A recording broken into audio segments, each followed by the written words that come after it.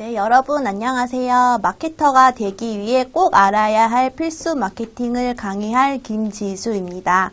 콜라보레이션 마케팅에 대해서 배워보도록 하겠습니다. 네, 콜라보레이션 마케팅은 이제 협업 마케팅이라고 합니다. 네, 이러한 콜라보라고 많이 줄여서 말을 하는데 이러한 콜라보레이션 마케팅을 대상으로 이제 삼고 있는 수요층이 겹치는 제품끼리 함께 진행하는 마케팅 방법입니다. 우리 타겟은 20대 여성, 여기도 20대 여성 주로 이렇게 많이 하는데 요즘에는 또한 이제 수요층이 안 겹쳐도 우리 수요층이 없는 고객들을 사로잡기 위해서 콜라보레이션 마케팅을 하는 경우도 있습니다. 네, 이러한 콜라보레이션 마케팅의 특징을 살펴보도록 하겠습니다. 일단 우리 이 제품이랑 이 제품이 콜라보를 했대 이러면 소비자들의 초기 이목을 집중시킬 수가 있습니다. 그래서 비용 대비 효과를 극대화할 수 있어서 정말 마케팅 분야의 대세라고 할 수 있습니다. 정말 다양하죠. 전자제품, 식품, 패션, 뷰티 다양한 분야에서 콜라보레이션을 하고 있습니다. 가수분들이 피처링이라 하죠. 이렇게 하는 것도 다 콜라보레이션입니다. 인지도가 낮은 초기 브랜드들은 물론 너무 익숙해져서 새로운 뭔가 변화, 혁신이 필요한 브랜드에서도 콜라보레이션 이런 마케팅이 매우 훌륭한 대안 중 하나로 꼽히고 있습니다. 콜라보레이션 특징 또 하나는 기업의 이제 고유한 지식이나 정보가 경쟁사에 노출이 될 수 있는 위험도 있습니다. 자칫 이제 콜라보레이션이 모두가 성공할 수가 없습니다. 잘못된 이런 콜라보레이션은 양쪽 기업의 이미지 모두가 실추될 가능성도 있습니다. 이제 한정판 대부분 이제 콜라보레이션 마케팅의 이제 특징 중 하나가 한정판입니다. 리미티드 버전, 그쵸? 리미티드 에디션. 이렇게 해서 소비자들이 또 구매 욕구를 자극하는 것이 이제 콜라보레이션의 특징입니다. 이제 이렇게 한정판 해서 제품을 발빠르게 이제 구입을 하죠. 그래서 매니아층들이 또 이제 구매 대기자에게 그 원가의 몇 배, 수십 배 이렇게 해서 비싼 값에 재판매, 리셀이란 말 들어보셨어요, 여러분? 리셀, 그쵸? 리셀. 다시 판다, 리셀. 이런 걸 많이 해서 순수한 소비자들의 피해가 또한 가중되고 있습니다.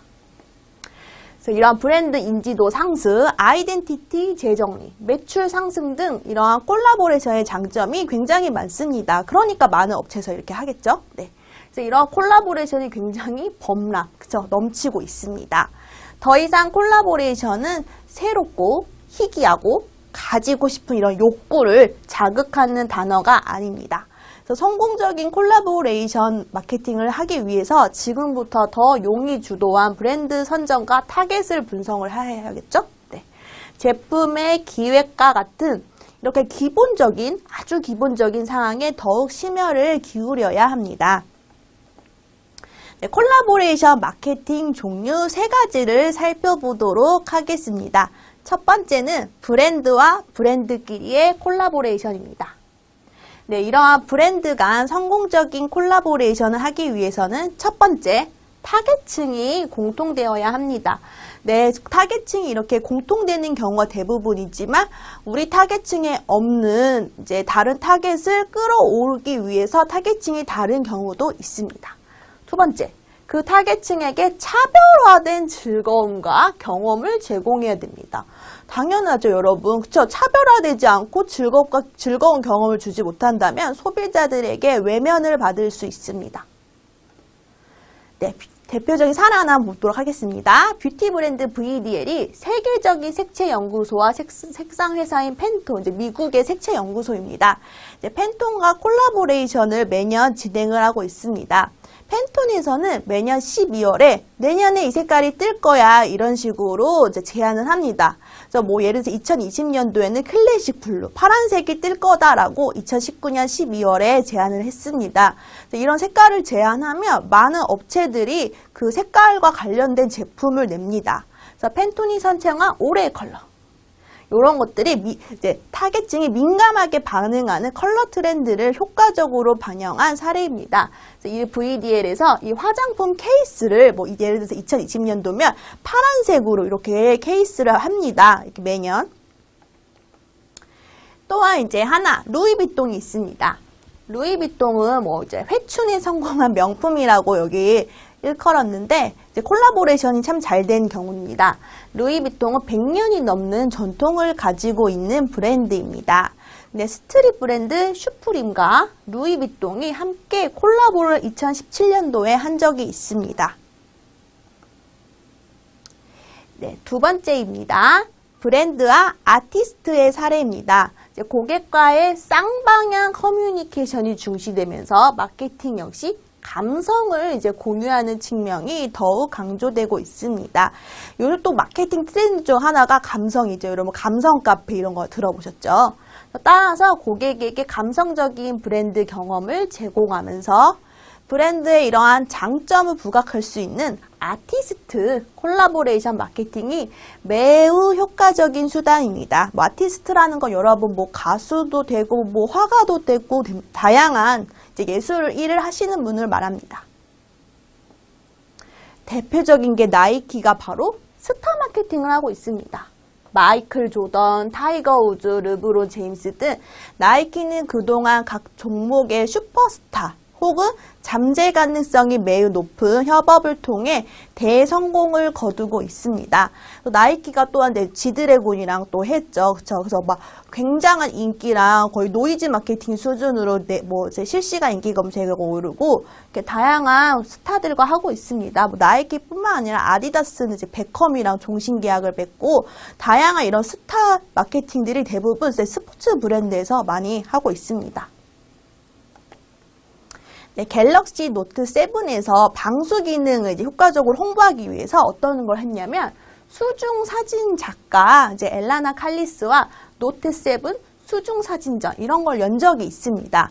근데 스마트폰 이제 폭발 사고가 이제 나면서 곤혹을 치는 바람에 아쉽게도 주목을 받지 못한 이러한 사례도 있습니다.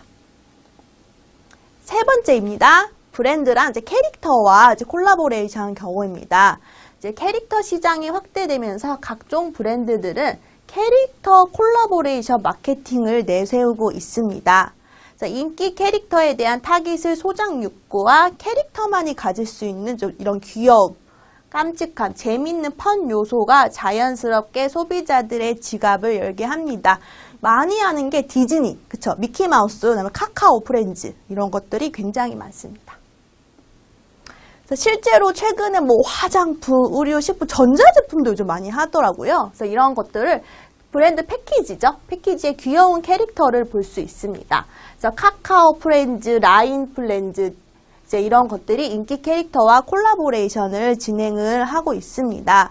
그래서 또 많이 하는 게 그 띠죠. 뭐 2020년도에 무슨 띠, 2021년도에 띠 이렇게 해서 뭐 해서 예를 들어서 개띠다 하면 뭐 스누피. 그쵸. 뭐 쥐띠다 하면 톰과 제리 이런 것들 막 그 미키마우스가 또 엄청 뜬 게 쥐띠 열풍, 쥐띠 해는 이제 미키마우스 이런 식으로 띠와 그 동물 캐릭터와 이제 콜라보레이션도 굉장히 많이 하고 있습니다. 그래서 이렇게 쥐띠, 미키마우스, 톰과 제리, 개띠, 스누피. 그래서 사례를 하나 살펴보도록 하겠습니다. 컨버스와 키티입니다. 세계적인 브랜드 컨버스 운동화랑 그리고 자산가치 20조 원에 빛나는 헬로키티. 헬로키티는 사실 어떻게 보면 유행이 없죠. 쭉 이제 인기가 많은 캐릭터입니다.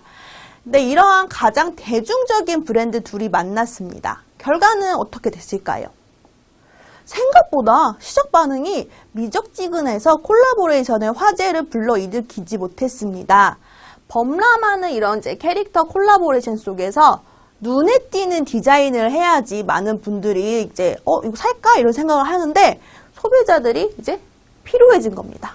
또 캐릭터랑 또 했네 콜라보레이션을 이렇게 하면서 이런 소비자들의 피로감이 결합된 것이 아닌가 판단되고 있습니다. 그래서 이렇게 콜라보레이션 마케팅 세 가지를 살펴보았는데 콜라보레이션 한다고 모두가 성공하는 것은 아닙니다. 방금 설명했다시피 컨버스랑 이제 헬로키티가 만났는데도 불구하고 둘 다 정말 유명하죠. 두 브랜드가 둘 다 너무 유명한데도 불구하고 이렇게 미적지근한 반응을 보이는 경우도 있습니다.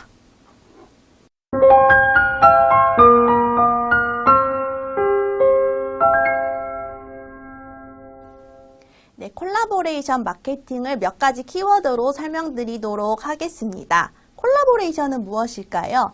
협업입니다. 협업. 이제 두 가지 브랜드가 만난 사례입니다. 이제 두 가지 브랜드 모두에게 어때야 될까요? 윈윈 전략이어야죠. 그쵸? 두 가지 브랜드의 뭐 타겟이 동일하다던가 이제 원하는 길의 방향이 동일해야 됩니다. 안 그러면 이제 아무래도 두 가지 브랜드가 같이 콜라보레이션 협업을 하기 때문에 뭐 브랜드의 뭐 비밀이라던가 이런 게 많이 탄로날 수가 있기 때문에 서로가 좋아야 됩니다. 그리고 이제 이런 콜라보레이션 마케팅의 특징으로는 인지도가 굉장히 올라갈 수 있습니다. 하나의 이제 노이즈 마케팅이 될 수가 있죠. 그렇죠? 이 브랜드가 이렇게 뭐 이런 거랑 콜라보레이션 했다 하면서 그리고 이러한 콜라보레이션 마케팅은 대부분 한정판, 리미티드라고 하죠. 뭐 100개 한정, 1000개 한정 이런 식으로 한정판으로 내놓기 때문에 매년 이렇게 물론 뭐 콜라보레이션 마케팅이 잘 되면 뭐 시리즈로 이렇게 나오는 경우도 있습니다. 근데 대부분이 이렇게 한정판으로 돼서 소비자들의 욕구를 이제 자극하고 있습니다. 그래서 콜라보레이션 마케팅의 종류에는 세 가지로 일단 꼽을 수 있습니다. 브랜드랑 브랜드끼리 이제 콜라보하는 경우, 두 번째는 브랜드랑 아티스트랑 콜라보레이션을 하는 경우, 세 번째는 브랜드랑 캐릭터랑 하는 경우입니다. 첫 번째는 이제 브랜드랑 하는 경우는 예를 들어서 VDL이라는 화장품 브랜드가 있습니다. 색채에 민감한 소비자가 많은데 이제 팬톤이라는 색채 연구소랑 콜라보레이션을 매년 하고 있습니다. 올해의 컬러라고 하죠. 그 올해의 컬러를 화장품 케이스에 이제 이렇게 도입을 해서 매년 성공적인 콜라보레이션을 하는 경우가 있습니다. 두 번째는 브랜드랑 아티스트입니다. 대표적인 게 나이키, 스타 마케팅이라고 하죠. 이제 유명한 스타들을 이제 해가지고 이제 스타와 브랜드랑 아티스트랑 하는 겁니다. 나이키에서 그쵸? 조던이랑 이렇게 하는 거. 세 번째는 브랜드랑 캐릭터의 콜라보레이션입니다. 근데 이러한 뭐 캐릭터는 뭐 가장 많이 하는 게 뭐 디즈니, 그쵸? 뭐 카카오 프렌즈, 라인 프렌즈 같은 귀여운 캐릭터를 통해서 콜라보레이션을 많이 하고 있습니다. 근데 유명한 이런 두 브랜드가 만났다고 해서 모두 성공하는 것도 아니고 정말 좀 획기적이고 왜냐하면 콜라보레이션 마케팅이 너무 범람을 하기 때문에 좀 이렇게 획기적이고 소비자들의 이목을 사로잡을 만한 이런 아이템을 출시해야 성공할 수가 있습니다. 네, 이상으로 콜라보레이션 마케팅에 대한 설명을 마치도록 하겠습니다. 감사합니다.